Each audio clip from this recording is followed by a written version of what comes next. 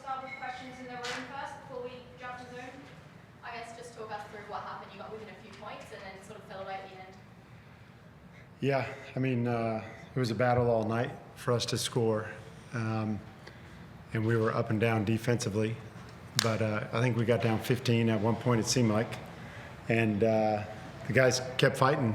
And I think we gave ourselves chances and took a couple of tough shots. And then took a couple of, I thought, really good drives and got 2 feet in the paint, which we tried to do repeatedly. And yeah, we just didn't finish that off. Got to make shots. And they made a few more than us in the end.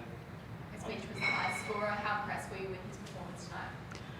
I thought it was a grinding performance by Mitch and the group, a lot of it, and Mitch is leader of the group. So I think he really led well. Just, I mean, that was ugly.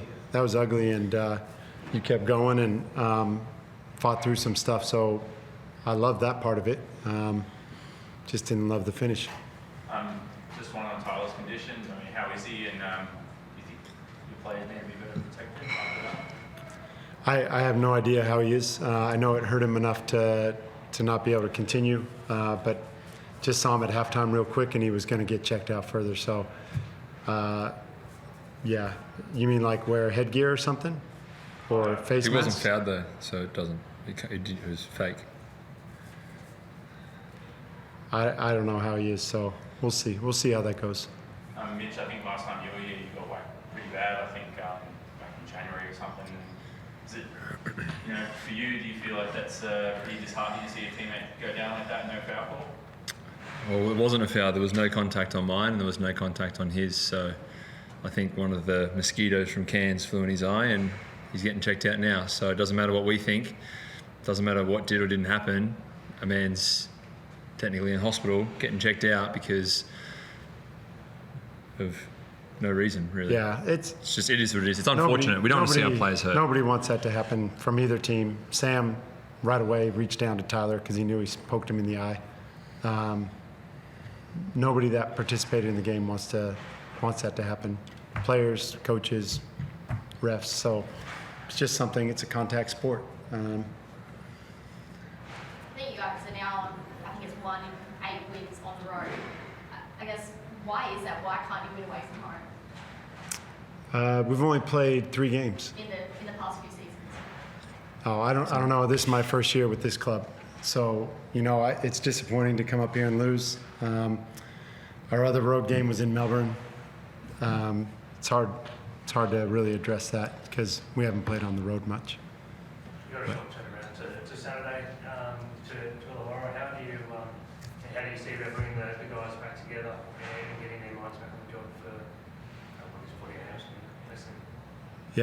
Yeah, we just had a short chat right after the game. I think if we bring the energy and kind of the cohesion that we had today, we lost it at times. But if we improve on that, then we always have a chance. And then we need to make some shots. Like I haven't even looked at the numbers, but didn't feel like we shot the ball great. Missed some free throws early. And you need to get to the 50-50 ball. So there's a few things we can improve on right there. But if we play with that same energy and stay together, I think we will be fine. What is the mood like amongst the group? Because it did show, like you guys, as I mentioned before, you put together some decent stretches. Yeah, I mean, you know the mood. Yeah. They don't talk to me, so. No, it's a good mood, but I mean we're all still trying to figure each other out at times. I mean it's been a somewhat shortened pre-season with a core group of guys because Alan going down, you bring in a Tyler, and then you lose a Tyler.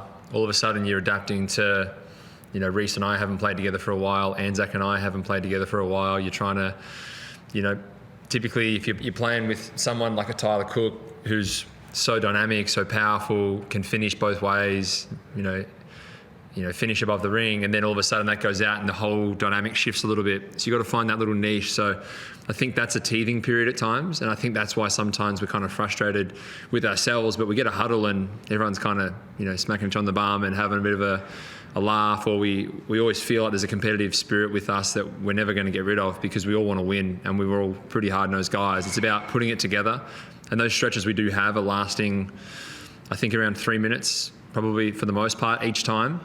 If we can really extend that to 3-4 minutes, they call a timeout, which they did 2 or 3 occasions, and we do it again.